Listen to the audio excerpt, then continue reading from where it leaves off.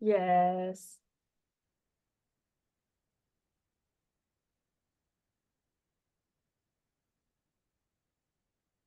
Okay.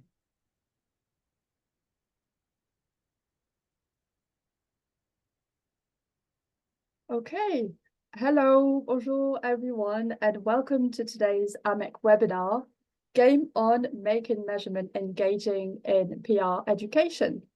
Today we're talking about gamification. So technically, by joining this webinar, you've already unlocked level 1, so congratulations. My name is Jennifer Sanchis. I'm an insights consultant at CARMA, and I am a proud member of AMEC's Academics and Educators Special Interest Group, and also your host and moderator for today. Thank you everyone from wherever you are for joining us, whether you are a PR educator, a student, a measurement professional. We're really glad to have you here with us. What promises to be a really inspiring and practical session. So the boring bits first, a couple of quick housekeeping notes before we get started. First, this webinar is going to run for approximately 45 minutes. Please use the Q&A box to post your questions at any point. We'll have some time at the end to address as many as we can. Do not make the same mistakes that I always do to put my questions in the chat. So please use the Q&A box. And finally, the session will be recorded. So we'll share the recording and any relevant resources with you afterwards. Now, just a quick word about AMEC's Academics and Educators Special Interest Group. This group brings together educators, researchers, and industry professionals as well to strengthen the role of measurement and evaluation in PR education. We share best practices, we explore ways for we explore ways to bring industry frameworks into the classroom. We shape how the next generation of communication professionals really understand and applies measurement in their day-to-day. And whether you're teaching, studying, or working in the field, this group is a collaborative space for ideas, innovation, and learning. So do keep in touch with our LinkedIn channels in particular, where we post regularly some updates. So let's set the stage a little bit as to why we're here. PR measurement has long been unfortunately seen, let's face it, as a bit of a dry subject in education. When I did my master's degree in PR, I remember very well that measurement and evaluation made up about 2 hours of my entire course. And little did I know that it was an entire industry, really. And concepts like evaluation frameworks, difference between outputs and outcomes, the creation of KPIs, the definition of SMART objectives, etc., can sometimes feel a little bit disconnected from the more creative and dynamic parts of communications that students are often drawn to. But we know that measurement is absolutely fundamental to building effective and accountable strategies. So today we're going to explore how gamification, so the use of game mechanics and interactive techniques, can bring these frameworks to life in more engaging ways. And as someone who talks about measurement for a living, I'm aware it's not the sexiest topic, but for the next 45 minutes today, we'll try and change that with games. To unpack this, I am very thrilled to welcome Steve Ryan, Assistant Professor of Instruction and Public Relations and Program Director at Temple University. Steve brings an incredibly rich mix of industry as well as academic experience from media relations and analytics to branding, and he's been leading the way in developing innovative and gamified learning strategies in PR education. So before we dive into Steve's presentation, I want to start with a couple of questions to warm us up and get us thinking. So Steve, let's start here. Yeah. Teaching PR measurement is a little bit like teaching algebras. Nobody likes it at first, but once you crack it, it's weirdly satisfying. So why do you think PR measurement is often seen as a very challenging and dry topic in PR education? Well, let me start with my one and only meme of this particular presentation. So I think very often PR practitioners and me included, back before I learned the ways of the force, too many PR practitioners and definitely students, they're just oblivious to the needs of business objectives and what they mean and especially what they mean to their bosses, to their clients, the people who are paying the bills. And we love a good tactic. Oh boy, we're going to do this really great video or this really awesome event, this brand activation. Okay, but what does it mean? So there's that piece of it. And then what I have always found very consistently with my students is they get a little freaked out about math. So, they come into this class thinking, oh, I'm gonna have to do math. Some of them had actually also come to PR from a marketing degree that they started in the marketing thing, that's what they wanted, realized, oh, I gotta do accounting. I can't do economics. That's beyond my scope and my interest levels.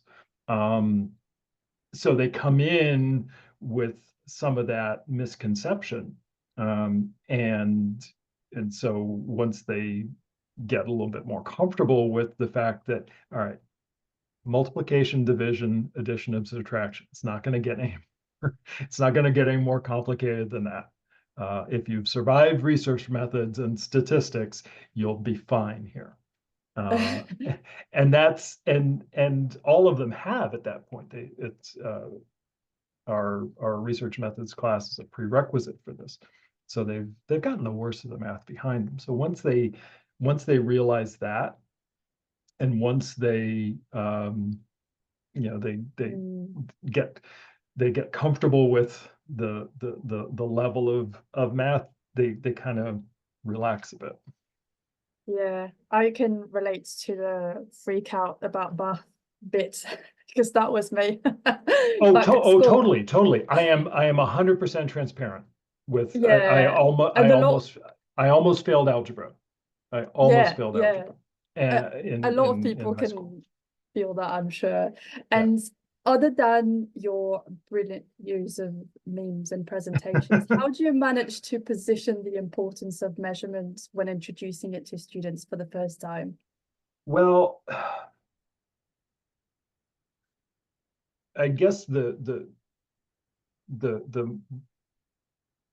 it's gonna sound like, this is set up here, but the AMEC framework, it really is an incredibly useful tool. When I first learned about it, I guess five years ago or so, thought, no, it's 6 years ago at this point, but I thought, wow, this is incredible. This is an incredible, such a very useful tool. And so using that as kind of the foundation to get them thinking in a strategic way about measurement. Because when I first taught this course in a very early iteration as an adjunct professor in 2018, I think, it was very tactically oriented with how to measure using very specific tools. 2 years later, many of which didn't even exist because of mergers and acquisitions and companies going out of business and so on. And it wasn't a useful use of the time in the classroom, because they can learn how to do that tactical measurement on the job. They can learn how to use Facebook's tools, the native tools in YouTube or Blue Sky or any of the platforms. They can learn how to use all the various measuring devices that exist. What's Yeah, more that's it. important is the strategic piece of it, the strategic thinking that puts them a step above the too many PR people in this in the meme here. And that gives them the advantage, I think. Yeah, I completely agree. And the AMEC framework is such a great framework for complete newbies. Anyone who just does communications can Yeah, just start the framework and use the interactive tool on the yeah, website and just follow instructions. And it forces you to move beyond that tactical stage and think long term. Okay, so it's not just about the likes, it's not just about the press releases. There's a bigger goal that I have to attain. So 100%. And the other thing that I've encountered too with students is in their final reflections at the end of the semester, when they talk about the framework, I often hear, initially I was really confused. I didn't understand it the mm, first time we talked about it. The terminology was confusing, and it's brand new. It's so brand new. They've never encountered this before this class, and then through practice, through iteration, they get more comfortable with it. So how you've talked about practice and iteration, Yeah, and you've talked about terminologies, and as we know, when we fill in the frameworks, terminologies are very important. So how do you yeah. ensure that the students, other than this practice maybe, how do you ensure that they really understand the difference between the outputs and the outtakes and the outcomes when it comes to measuring their first campaign, for example? So we start with an existing campaign. Well, before we even get to that, we go through the game exercise, which I'll show everybody shortly. But we practice, and I know you had asked about specifically outputs versus outcomes, and that is something that confuses them. So the mnemonic I use is that outputs are put out by the tactical activity, um, which I think helps, Yes. at, at least to differentiate between those two. I do also take it a step further, and I do not distinguish between outtakes and outcomes. I lump those together for the ease of the students, because I find that that additional set of terminologies, it doesn't really, as my granddad used to say, the juice ain't worth the squeeze. So so Juice ain't worth the so squeeze. we just That's a good one.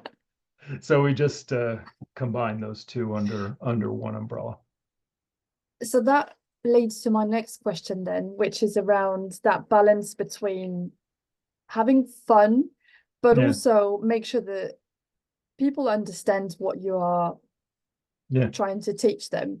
sure. So is there a risk, because I feel it sometimes, of oversimplifying things Mm. too much so that it is fun, it is engaging. So how did you balance that between the fun part and the learning part?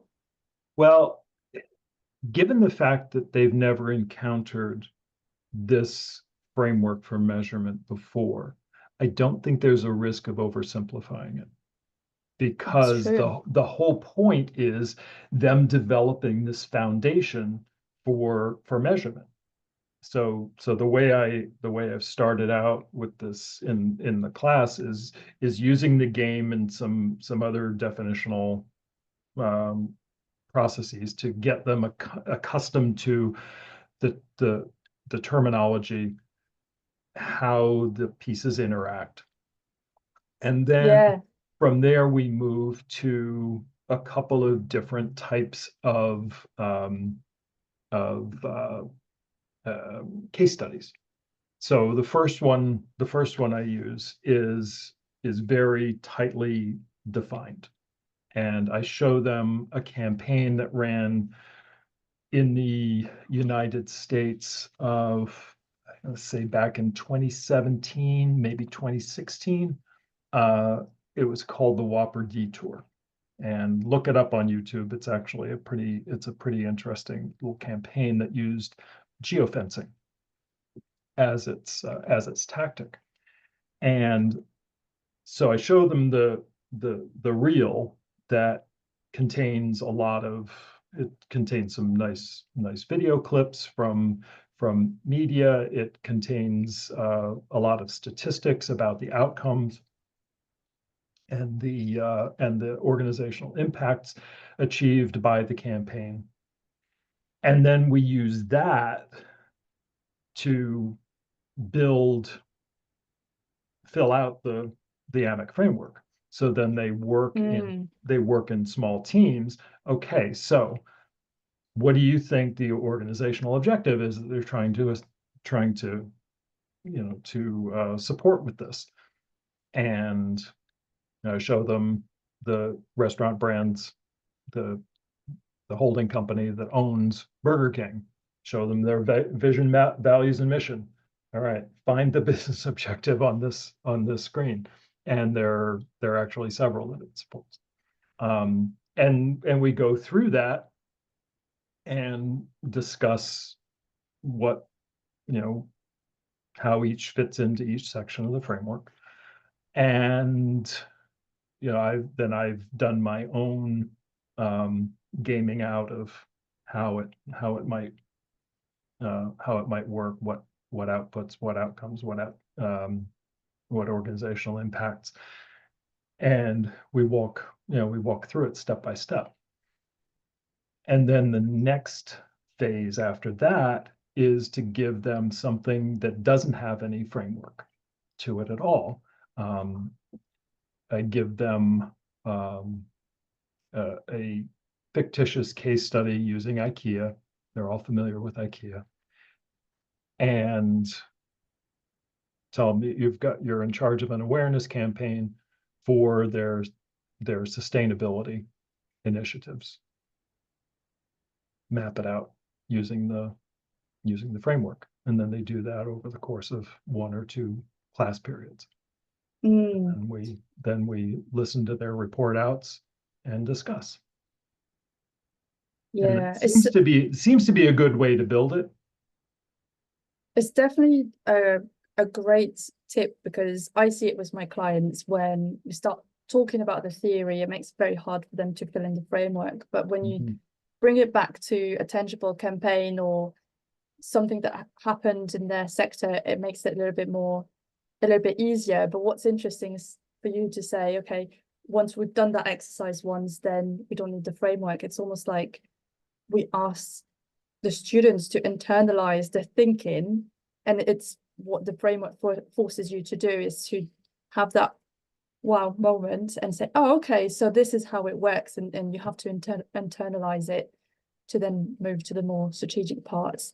So my final question before we move on to your presentation, Steve, are there, to talk about the more practical side, are there any particular tools or platforms or technologies that you use to deliver this gamified learning in the classroom?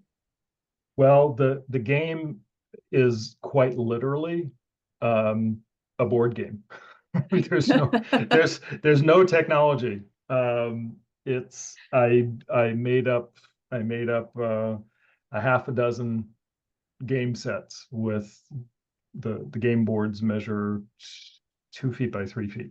So they're really big, easy for a group of 4 to 5 students, 6 the most. Right. Saturday night sorted. Yeah, exactly. Exactly. Great. Yes. And that's as sophisticated as it gets. No, I can't say that. I do use the inner geek in me came out, and I did use a 4-sided die. And it took an amazing amount of explanation to tell students how to read a 4-sided die. I had taken that for granted, so I had to go around table to table. No, this is how you read it. Great. Well, over to you then. Let's okay. All right, cool. Yeah, see let's your take a look. presentation and see Yeah. what this game is all about.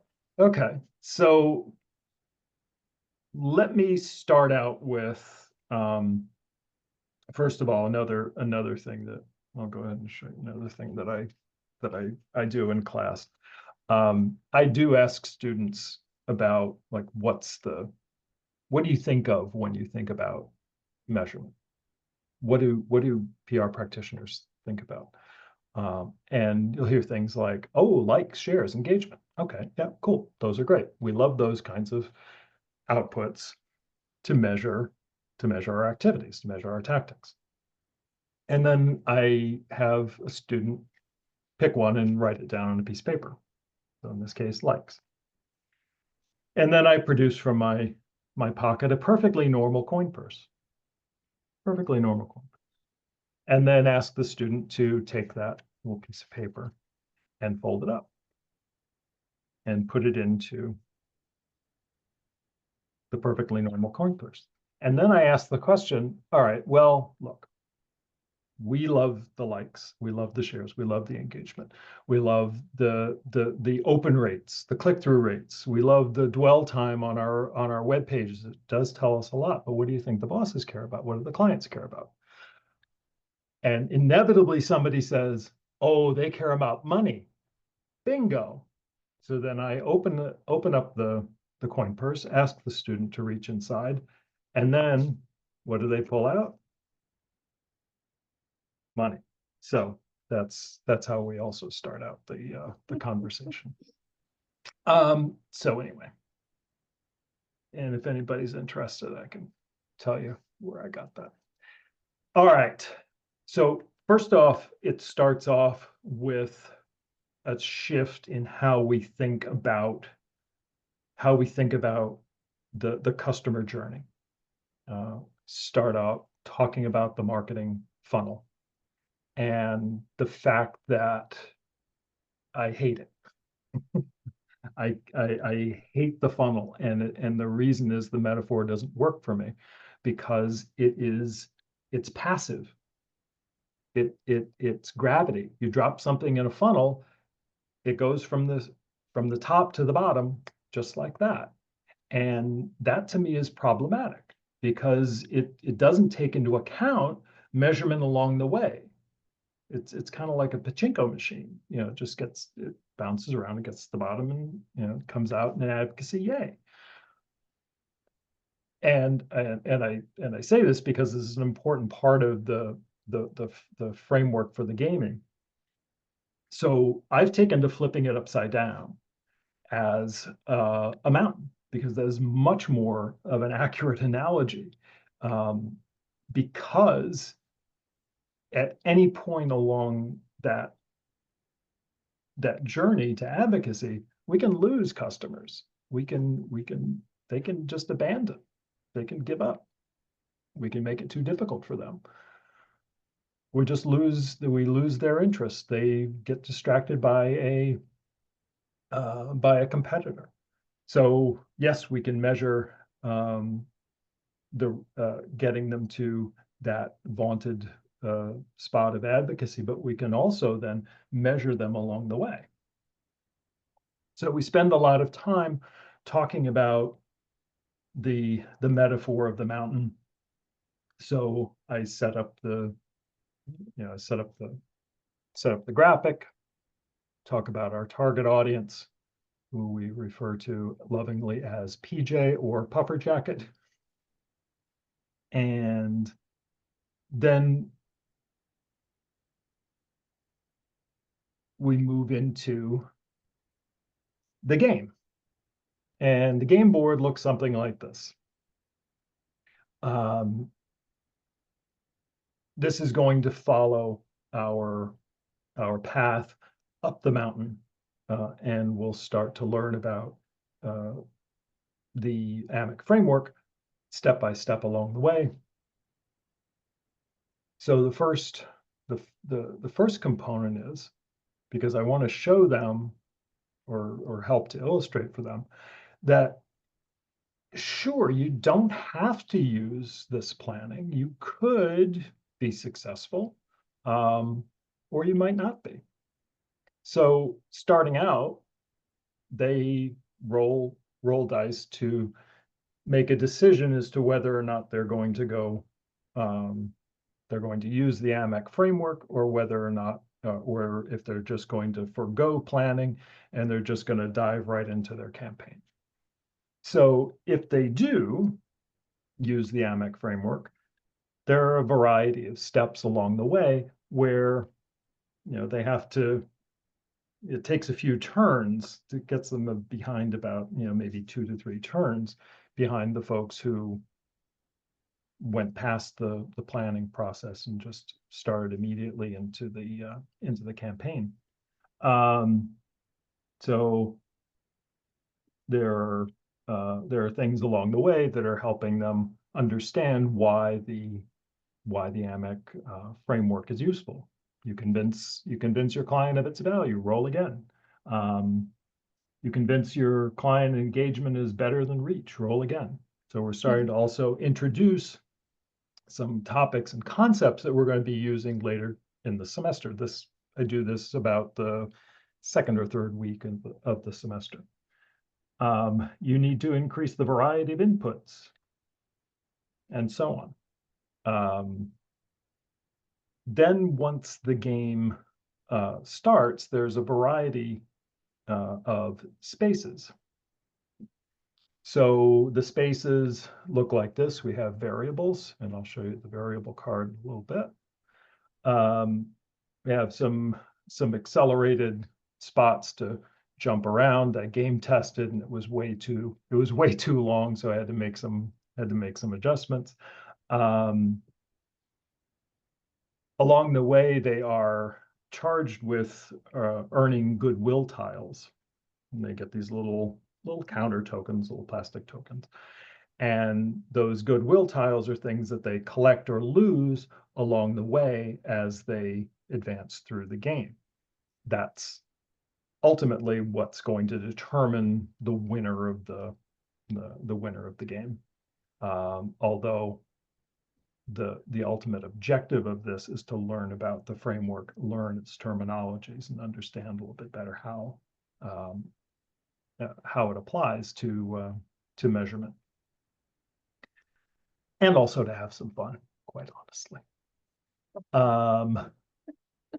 And there are some penalty spots, go back a space, lose tiles, depending on what happens. Like, hey, your National Puppy Day post went viral, draw a goodwill tile. That's great. But a competitor sues you and disparages your brand in the press, lose a goodwill tile.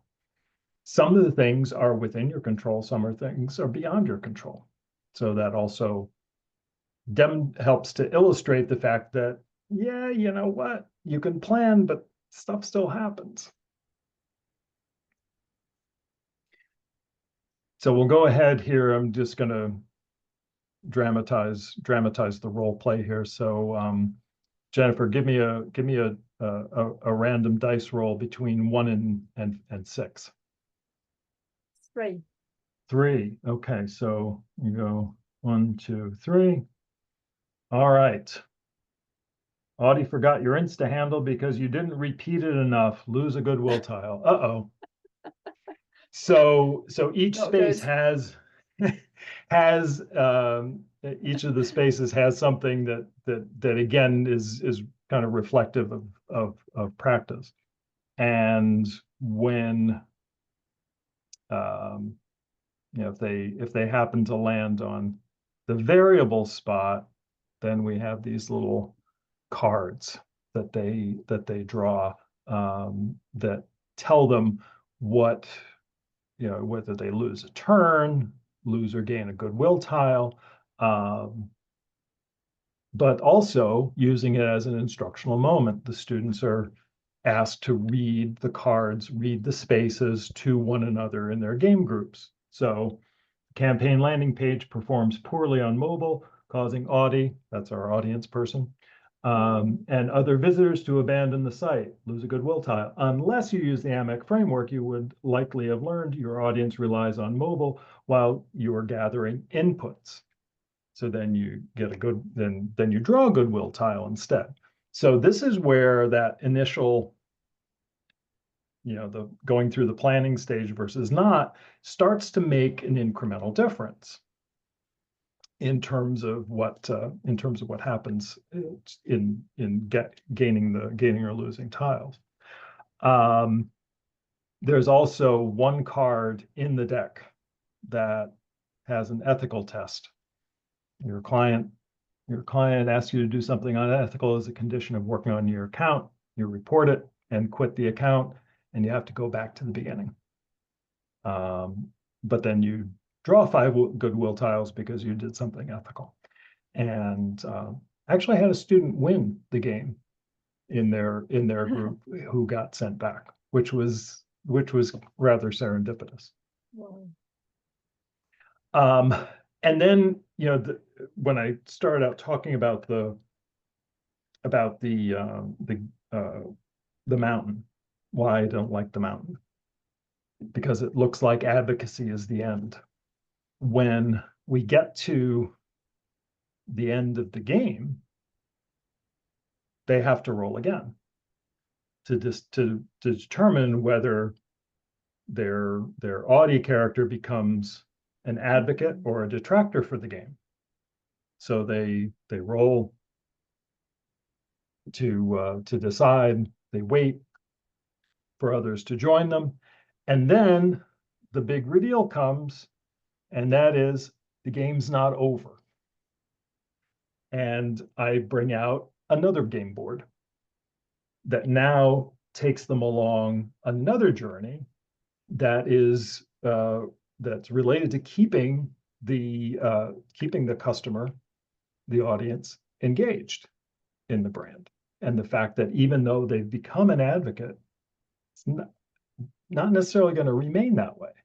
And also, even if they're a detractor, it might not be as bad as as you fear it could be, or it could be. So depending on whether or not the space is a positive thing related to your brand or a negative thing related to your brand, they go through those spaces and draw or gain goodwill tiles, and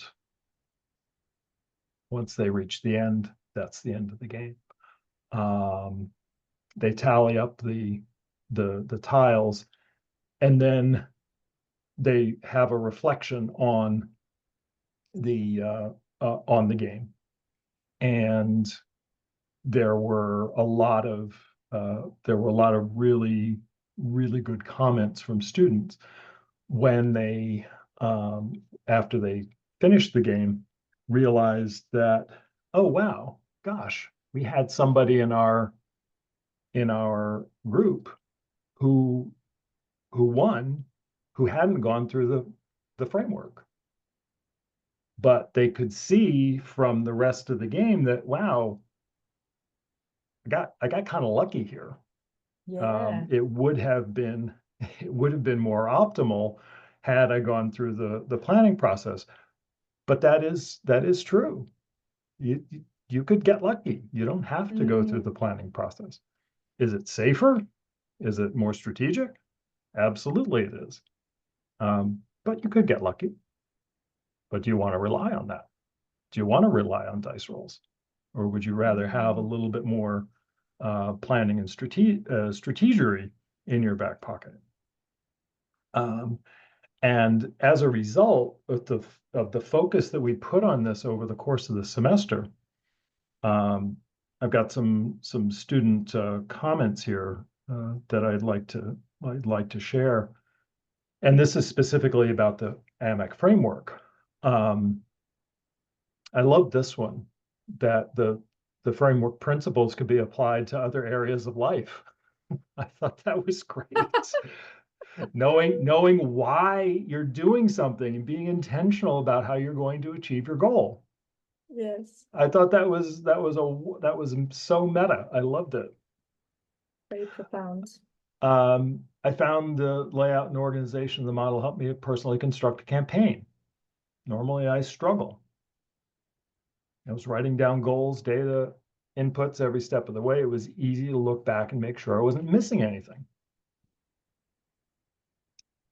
I had never heard of the AMEC framework before, but now it's something that will stick with me. And this is reflecting on the entire semester. And most of the students this semester, there were 25 of them, had picked the framework as the thing that was most impactful for them. Topic stuck with me throughout the semester was the framework. I chose it because it gave me a structured, human-centered way to measure communication impact. That it actually helped someone understand the message, change their behavior, improve how they view a brand.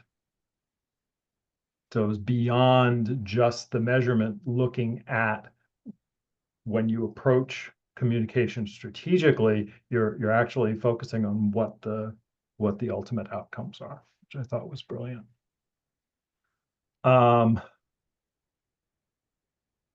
Let's see. Oh, that's a duplicate. This one was great. Since learning about the AMEC framework, I already used it in another class. And we'll definitely use it in my workplace in the future. So, this is my love letter to the AMEC framework. It's truly a I think such an under in the United States. It's just not taught enough. To our students. If I could wave a magic wand and have more educators talk about it in their classes, I certainly would do so.